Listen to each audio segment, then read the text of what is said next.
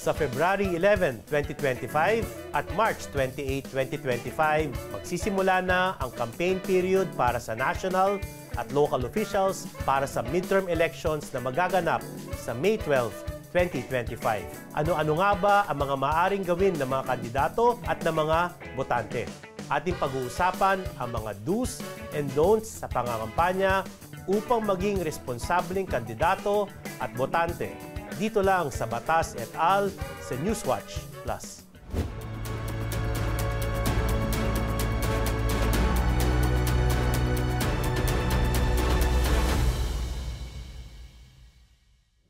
Magandang araw sa inyong lahat. Ako si Atty. Al Agra, ang law teacher ng bayan. Dahil nalalapit na ang 2025 elections, ating pag-uusapan ang mga do's and don'ts na dapat tandaan ng mga kandidato at tayo mga botante habang campaign period. Sino ang isang kandidato? Para maging isang kandidato sa usapin ng Philippine election, una, dapat ikaw ay nag-file ng Certificate of Candidacy. Pangalawa, may balak kang tumakbo para sa isang public elective office. Pangatlo, ang iyong Certificate of Candidacy ay dapat buhay pa, hindi siya dapat makancel o ikaw bilang aspirante, hindi ka dapat nag-withdraw or hindi ka na-disqualify. At napakahalaga sa ating automated election law, nagiging kandidato ka lamang sa umpisa ng campaign period. Ano nga bang ibig sabihin ng kampanya? Maliwanag sa ating batas na ang kampanya ay merong layunin. Ang layunin ay to promote the election or promote the defeat ng isang kandidato. Ibig sabihin, gusto mong manalo o gusto mong matalo ang isang kandidato.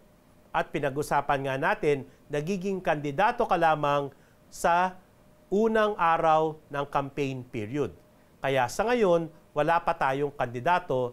Lahat ng mga nag-file ng kanilang Certificate of Candidacy ay maituturing lamang natin ngayon na bilang mga aspirante. Kailan pwede mangampanya ang mga kandidato? Balikan lang natin, nagiging kandidato ka lamang sa unang araw ng kampanya. May dalawa tayong uri ng kandidato, may dalawa tayong uri ng tinatawag nating elective positions. Yung tinatawag nating national at yung tinatawag nating local. Sa darating na May 12, 2025 election, ang mga national positions na ihahalal natin ay mga senador at yung mga party list organizations. Sa local naman, meron tayong regional. Sa kauna-unahang pagkakataon, maghahalal tayo ng membro ng parlamento ng Bangsamoro Autonomous Region in Muslim Mindanao, mga provinces, cities, municipalities. Sa darating na May 12, wala tayong halalan para sa barangay. Ang halalan para sa barangay ay nakaschedule sa December 2025. Ang umpisa ng kampanya para sa mga national positions ay sa February 11, 2025 at ang umpisa naman para sa ating local positions ay sa March 2028. Para sa ating mga national positions, ang unang araw ng kampanya ay February 11. Ang unang araw naman ng kampanya para sa ating mga local at regional positions ay sa March 28. Kaya doon pa lang pwede mangampanya. At again, pag pinag-uusapan natin ng kampanya, ito ay meron na tayong kandidato. Kaya't ang nakikita natin ngayon ay technically hindi pa kampanya dahil wala pa ngang kandidato before the campaign period. Ano ang mga legal na pamamaraan ng kampanya? Merong 7 uri o pamamaraan. Number 1, ikaw ay magbubuo ng isang samahan. Halimbawa, kaibigan ni Atty. Al Agra. Pangalawa, gagamit ka ng social media. Pangatlo, gagamit ka ng tri-media, TV, radio, at print. Magdadaos ka ng mga tinatawag nating mga rally. Ikaw ay gagawa ng mga speeches at mga announcements. Ikaw ay magsusulisit, iboto mo ko or wag mo siyang iboto. At panghuli, ikaw ay maglalabas ng mga tinatawag nating mga printed materials katulad ng posters or streamers o mga stickers or mga pamphlets. Kahit sino ba pwedeng mangampanya? Pag pinag-uusapan natin ng ordinaryong mamamayan, ang sagot doon ay oo. Kung ikaw ay isang botante, pwede kang mangampanya. Siyempre, ang mga kandidato ay pwede rin mangampanya. Mga political parties, mga party list organizations ay pwede rin mangampanya. Mga media practitioners at ang mga kaparian at mga madre ay walang pagbabawal, kaya pwede silang mangampanya.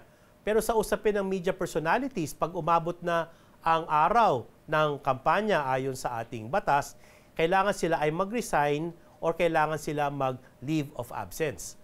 Pag-uusapan natin naman ang mga public officials, meron dalawang levels, no? Yung meron tayong appointed at meron tayong elected. Ang mga appointed officials hindi pwedeng mangampanya.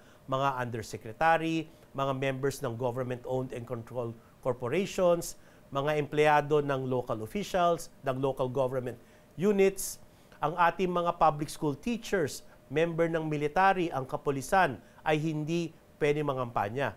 Isa lang ang uri ng appointed officials na pwede mangampanya. Ito yung mga membro ng ating kabinete. Pero kung ikaw naman ay elected official, president, vice president, senador, district representatives, party list representatives, governor, mayor, even mga barangay elected officials, pwede kayong mangampanya. Pero sa ating mga foreigners, hindi kayo pwedeng mangampanya para sa Philippine election. Maari bang mangampanya sa TV, radio at dyaryo? Oo. Maliwanag sa ilalim ng Fair Election Act, pwede mangampanya sa tri-media na pinag-uusapan natin, no? TV, radio at dyaryo. Pero merong itong mga limitasyon na regulated siya ng ating batas at ng ating Commission on Election. Pag-uusapan natin ng TV, 120 minutes for national positions at 60 minutes per station for local positions. Sa radyo naman, 180 minutes for national at 90 minutes for local per station. Sa dyaryo, dalawang uri. Pag tabloid, 1/2 page. Pag tabloid, 1/2 page. Pag broadsheet, 1/4 page. Pero hindi ka dapat sumobra sa 3 beses kada linggo. Kung ikaw naman ay masasama sa news dahil meron kang programa or dahil newsworthy ang iyong ginagawa, hindi yan kasama sa limitasyon na binanggit ko. Ang kampanya ba sa social media ay pinapayagan ng COMELEC? Oo. Maliwanag to sa mga regulasyon ng ating Commission on Election at wala ngang pagbabawal sa ating batas. Kaya ang social media, whether rally or magpo-post ka ng iyong picture or video or vlog, yan ay pinahihintulutan. Pero kung ikaw ay kandidato or political party, kailangan mong iparehistro ang iyong mga social media accounts. Para sa mga ordinaryong mamamayan, mga botante, hindi required na kailangan iparehistro.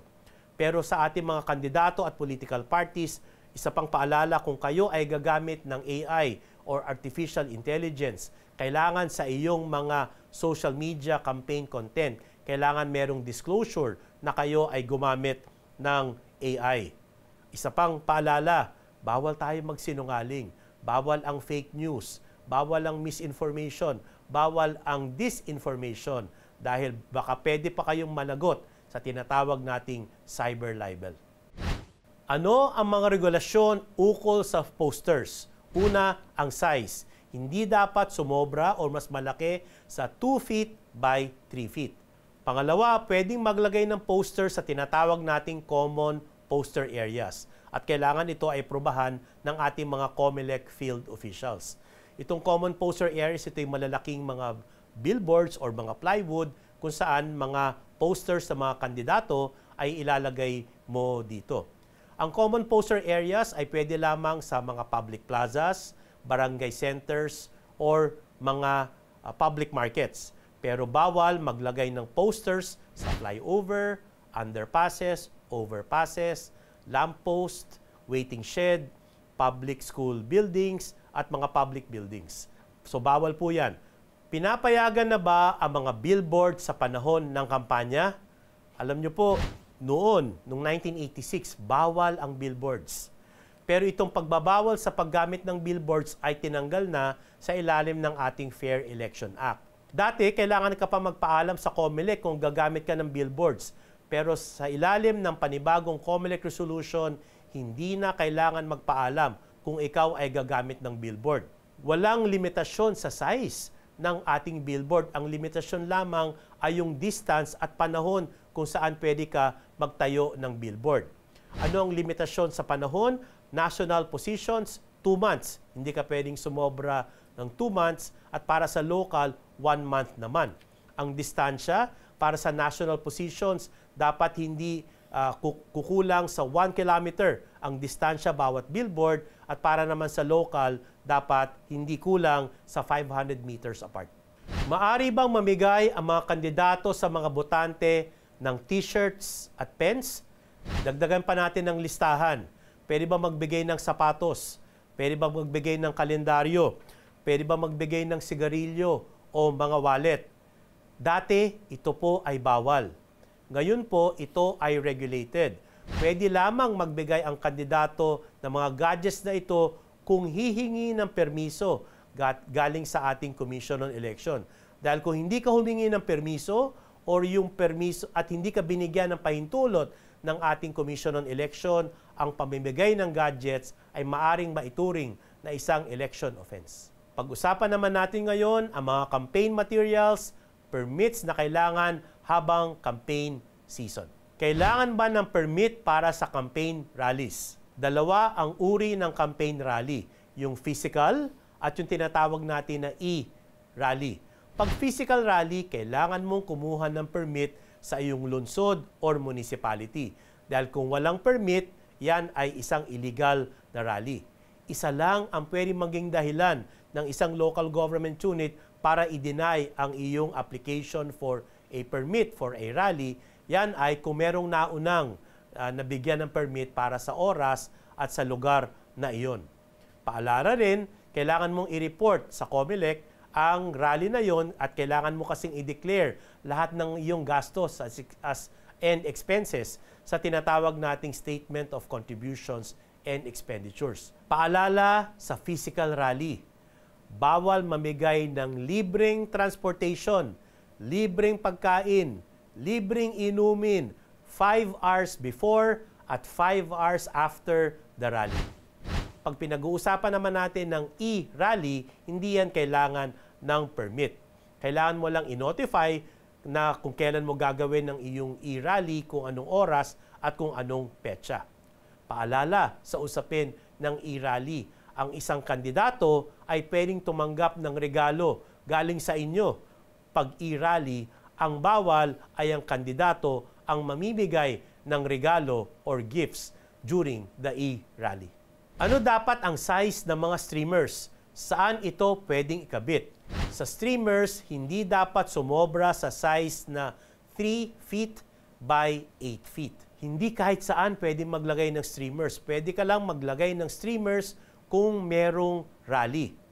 Pwede mo lang ilagay ang streamer na yon 5 days before the rally at kailangan mong tanggalin 24 hours after the rally. Gaano kalaki ang stickers na pwedeng pamigay? Ayon sa ating batas, para sa stickers, para sa mga pamphlet, para sa mga cards at leaflets, hindi dapat sumobra sa 8.5 inches wide at 14 inches ang length. At kailangan din meron ka mga notices. Sino nagbayad nito, para kanino ang mga printed materials na ito. Ilang headquarters ang pwedeng itayo ng mga kandidato? Para sa mga tatakbong senador, dahil national yan, pati party list, 1 headquarters per province and per highly urbanized city. Kung tatakbo ka naman bilang governor, 1 per municipality and 1 per city. Kung tatakbo ka naman bilang mayor, 1 per councilor district. Pag municipal mayor naman, isa lang ang pwedeng headquarters para sa buong munisipyo. Ano ang pwedeng ilagay sa labas ng headquarters? Isang identification na ito ay headquarters at ang size ay 3 feet by 8 feet lamang. Sa labas ng headquarters, pwede ka naman maglagay ng mga posters. Ito yung mga 2 feet by 3 feet posters sa labas ng headquarters. At kailangan mag-submit kayo mga kandidato ng listahan ng inyong headquarters sa Commission on Election. COMELEC lang ba ang pwede magtanggal ng mga campaign materials? may dalawang uri ng campaign materials, yung legal at yung illegal. Pag pinag-uusapan natin ang mga lawful campaign materials, hindi pwede yan tanggalin kahit ng Commission on Election. Pero pag ang campaign materials mo ay illegal, sobra sa size, or naglagay ka sa isang public place, or mayroon kang nilabag na intellectual property law, ano ba ang maituturing na illegal na campaign material? Una, kung sumobra sa size. Walang indikasyon kung sino ang nagbayad or para kanino ang campaign material na ito. Meron kang paglabag sa intellectual property at kung meron kang mga tinatawag na illegal or libelous statement sa iyong campaign materials, pwede yan tanggalin ng COMELEC, ordinaryong mamamayan, botante, members of political parties. Kahit yan ay illegal, hindi nyo pwedeng tanggalin. Dalawang uri ng pagtanggal, yung pagtanggal at pagtanggal na may kaso. Kaya pwedeng desisyonan ng COMELEC na bukod tanggalin ang mga illegal and lawful campaign materials, pwede ka pang kasuhan ng election offense, or kung yung kaso ay para sa kandidato, pwede pang ma-disqualify ang kandidato. Kailangan bang sumunod ang mga botante or ordinaryong mamamayan sa COMELEC resolution ukol sa kampanya? Hindi po. Ang COMELEC resolution lamang sa usapin ng kampanya ay kailangan lamang sundin ng mga kandidato, ng mga political parties at party list organizations. Para sa mga botante at ordinaryong mamamayan, kahit ano pang size, pwede po nyong gawin. Pwede nyong isabit sa anong bahagi ng inyong building or ng inyong bahay. Hindi yan pwedeng pasukin ng COMELEC at tatanggalin. Dahil wala pong batas na nagre-regulate ng private materials ng mga botante at ayon sa ating Korte Suprema, yan ay pagpapahalaga ng freedom of speech at freedom of expression ng mga botante. Kaya't hindi natin kailangan intindihin ng size kahit walang mga notices or disclosures, no? Pero babala lamang, hindi siyempre tayo dapat mag-commit ng libel or kasinungalingan or kumopya ng iba dahil kailangan din natin galangin ang intellectual property rights ng kapwa Pilipino natin. Kailangan nating malaman kung ano ang pwede at hindi pwede sa usapin ng kampanya. Kung lalabag ang mga kandidato, mga partido politikal sa batas at regulasyon ng COMELEC ukol sa kampanya, maaari silang madiskwalipika o makulong. Tayo namang mga botante ay dapat magbantay at maging mapanuri. Maraming salamat sa inyong patuloy na suporta. Muli, ako ang law teacher ng bayan, Attorney Al Agra, handang magbigay ng free legal advice sa inyong lahat. Abangan ninyo ang susunod pa nating mga talakayan tungkol sa halalan dito lang sa Batas et al. Sa Newswatch Plus.